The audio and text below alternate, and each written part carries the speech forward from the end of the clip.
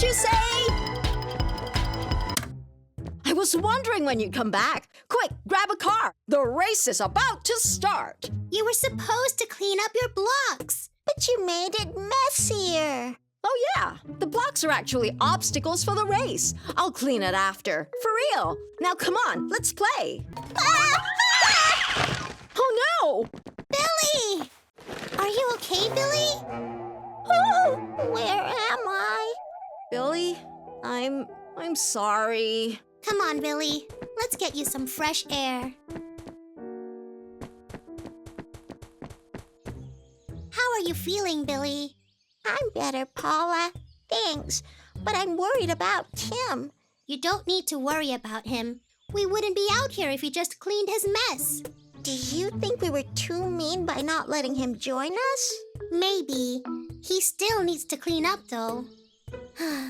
Let's go check on him.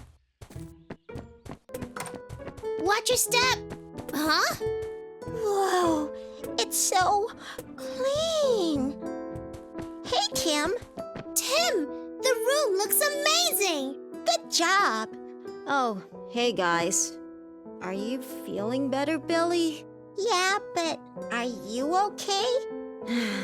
I'm fine. It's just that cleaning up is boring, right? But it's important to do it for many reasons. For starters, it's hard to move around when it's a big mess. Your friends can't join you for fun. Someone could even get hurt.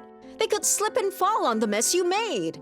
The more you don't clean, the more your mess grows, and your friends don't want to play with you anymore. I'm sorry for not cleaning earlier, and I miss playing with you guys. We miss playing with you too, Tim. Can we help you finish cleaning up so we can play? Thanks, but I should clean up my mess. Wait, Tim! Huh? All yours, Tim. Okay. Oh, yeah. Tim learned to clean, Paula. That's right, Billy! Don't forget to hit the subscribe button and join us for more fun next time.